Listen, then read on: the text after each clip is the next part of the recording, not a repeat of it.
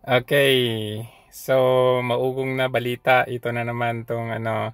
So, nakita natin yung entry nung mag-asawa, no? At isa dito ay yung anak niya, si Sand.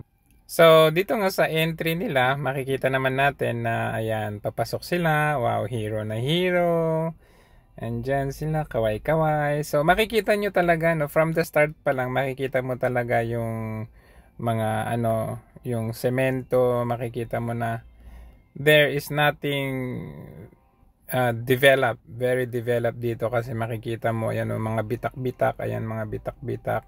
I-compare mo ito sa Tamayong, isa sa compounds ni Pastor Kibuloy, kaya talagang makita ninyo na gusto nilang i-take over. Makita mo talaga very developed, 'di ba? Ayan kita nyo. Saan ka nakakita? Para kang nasa ibang bansa. 'di ba? Kingdom pa lang ni Pastor Kibuloy. Sobrang parang nasa ibang bansa ka. Pero mabalik tayo sa Ilocos. Kung saan nandun itong si Marcos, tribute daw sa kanyang tatay, makikita mo, ayan butas-butas, lubak-lubak, bitak-bitak. Ano ba naman yan? Kaya tuloy hindi malayo mangyari na madadapa itong kanyang asawa kasi tatanga-tanga bukod sa tatanga-tanga, hindi pa sanay mag-heels. Tingnan nyo, ayan wala pang lubak, muntik nang madapa. Balikan natin.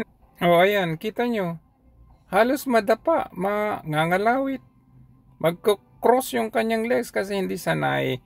Kaya nakita ninyo from the start, nakahawak talaga yan kay Mister kasi nga hindi pwedeng bumitaw yan. Pag bumitaw yan, tumba ka agad yan.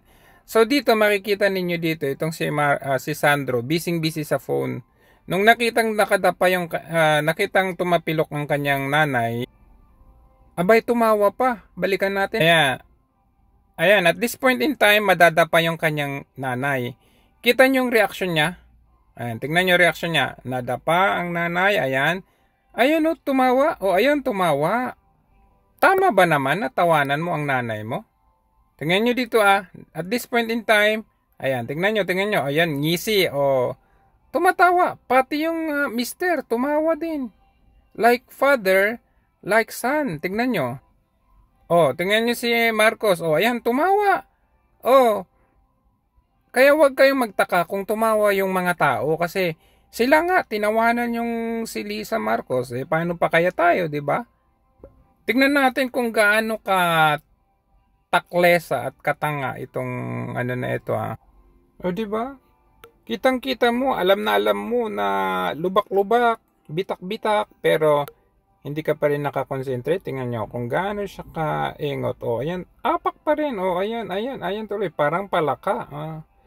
Buti pa yung palaka, marunong. Ayan, ito parang palaka na kukak-kukak. Sabay, ayan. Diba? Ayan, sa anak, wala lang. Ayan, busy sa phone, yung anak. Ganon talaga. Ganon ka engot. Katanga yung nanay mo. Wala tayong magagawa. Parang walang nangyari. Ba't kasi trying hard ka na mag heels? Dapat nagpa-practice ka.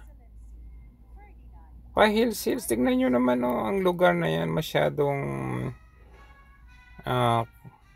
kawawa yung taong bayan dyan kasi pahirap ang buhay nila dyan.